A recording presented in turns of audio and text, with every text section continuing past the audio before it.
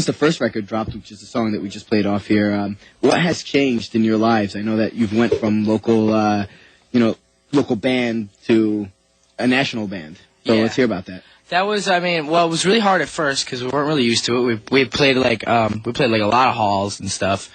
Well, not even that many. Like it was a really fast learning experience because we had to go from playing halls to playing like fairly sized venues to enormous venues. You know, right? It's a really short amount of time. I remember one of your first shows was that first bigger show was that Allentown Jimmy Eat World show. Jimmy Eat World. I mean, that. And was, how was that? How was that different from playing to like you went from playing to like 50 kids in a VFW I mean, to playing to like, the best part is we played it just like we played a hall. Right.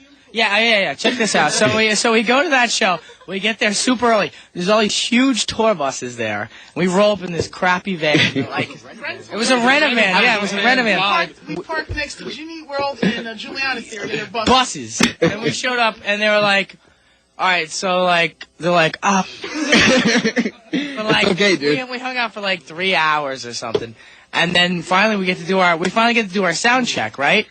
And the dude comes up and he's like, "Yo, do you have an input list?" And I'm like, "Yeah, sure. Let me get right back." So I walk over and I'm like, "I don't know what an input list is." I'm talking about. You don't know either. So we walk back and I'm like, "All right, dude, what's an input list?" He's like, it's how many like a bass, all your instruments, how many mics you got, everything. And I'm like, "Oh, okay. Well, I'll come up with it." And then we were doing a sound check, and it was the first time I had ever heard myself. And it was coming out of these little things right by the stage, and I was like, "What are these?" And they were monitors. And I never knew it. And they were calling them wedges and stuff. And I was like, "What are these things?" You know. So that was the first. That was a great show because we could all hear ourselves really good. You know.